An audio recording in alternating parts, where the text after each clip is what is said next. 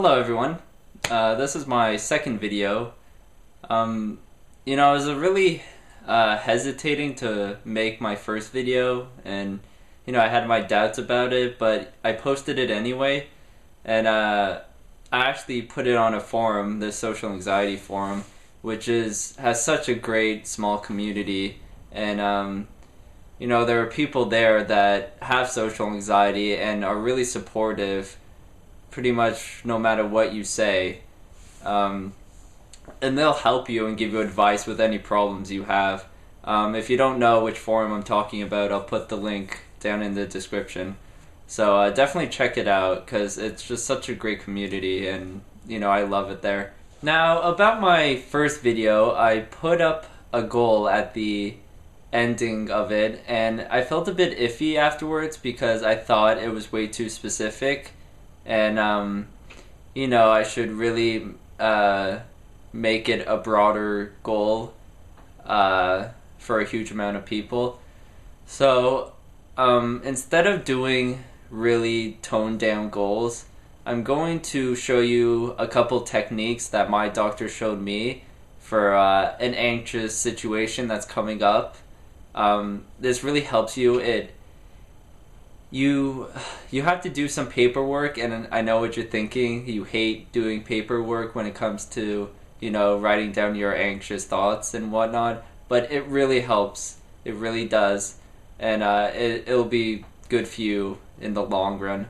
So, I have a paper here, and I want you to think of a situation that, you really feel like you can do. Not too high on the anxious scale of 1 to 100, and not too low so it's boring, so you can handle it very well. Probably about 20 to 30. If you feel like, because if you feel like you're overburdened, then it's not going to go well at all. You have to take baby steps when dealing with anxiety, to show yourself that you can do more and more every time. So think of a situation, and this could actually do with, seeking help or phoning a doctor for an appointment.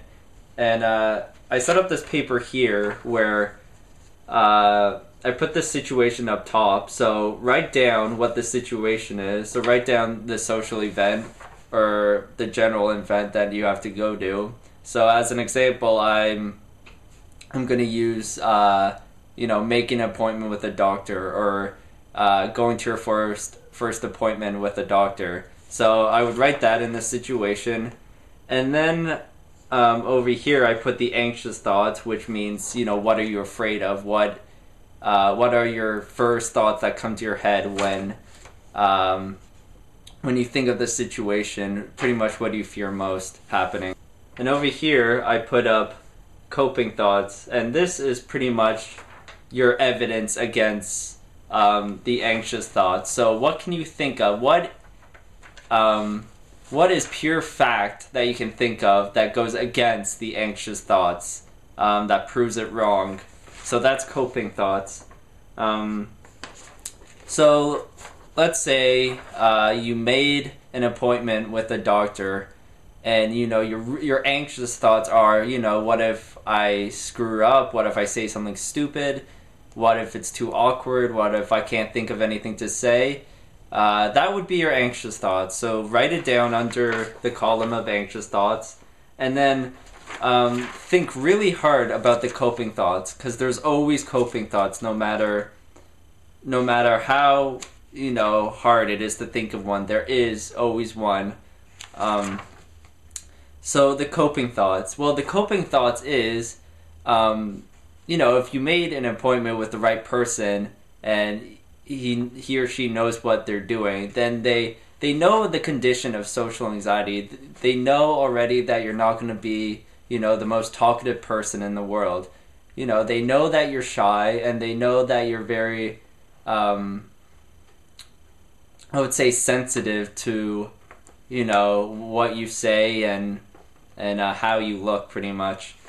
So they've dealt with, you know, many different kinds of people who have social anxiety before. So you don't have to be afraid because, you know, they already expect you not to be like this really, you know, funny and outgoing person.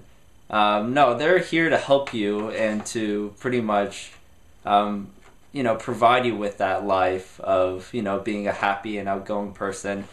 So, you know, write down under coping thoughts that, you know, this is a professional here we're talking about, and and they know what you're going through, and, you know, if this is the right person for you, then they will take in consideration of your, you know, quiet personality. You don't have to be afraid, you know, because they expect you to already be shy. So there's, you know, if there's an awkward moment, then, you know what, who cares? Because, you know, you both expect that there might be awkward moments. And, you know, to be honest, I don't think there is going to be many, because, you know, they're going to just ask you very, you know, easy questions about your life and about your anxiety, and it's very easy. They might give you a questionnaire to fill out, and it's just, you know, really easy stuff. So there's nothing to be afraid of. And then over here at the bottom, put down pretty much what happened in the end. You know, you went to your appointment, everything was fine. He pretty much has to assess you first, so that's what he's gonna do pretty much for the first or second appointment. And then, you know, you book more. So you write that down, and then I want you to keep this, and I want you to, you know, keep it in a drawer or a cabinet or something.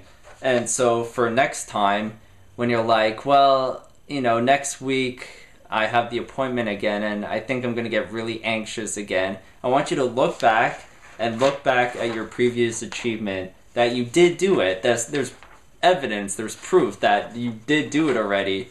So, you know, you can't get anxious about something that you've already done before. And pretty much the two things that are going to defeat your anxiety are preparation and practice. Those two things alone can wipe out any anxious thought right there. If you really research the event you're going to, and you research where it is, what time, you know, maybe you have to bring something, what exactly is going to happen, then there's no surprises, so there's nothing to be worried about. You know exactly what's going to go on, and, you know, if there happens to be an awkward moment within any social event, you know, it's normal. No conversation is perfect where people talk back and forth constantly. There are going to be some moments, and there's nothing wrong with that. So yeah, this is a really good technique to use. Or you can also write down a journal. You can keep a journal and just write down your daily, you know, routine, and write down the anxious and coping thoughts within your journal. It's pretty simple. And that's my video for today. I really wish you, in a year from now, you have a cabinet full of like filing papers of just these kinds of papers of pretty much proof that you can accomplish anything. And I hope this technique really helps you, because it really helped me. So yeah, that's my video, and continue watching. Thanks.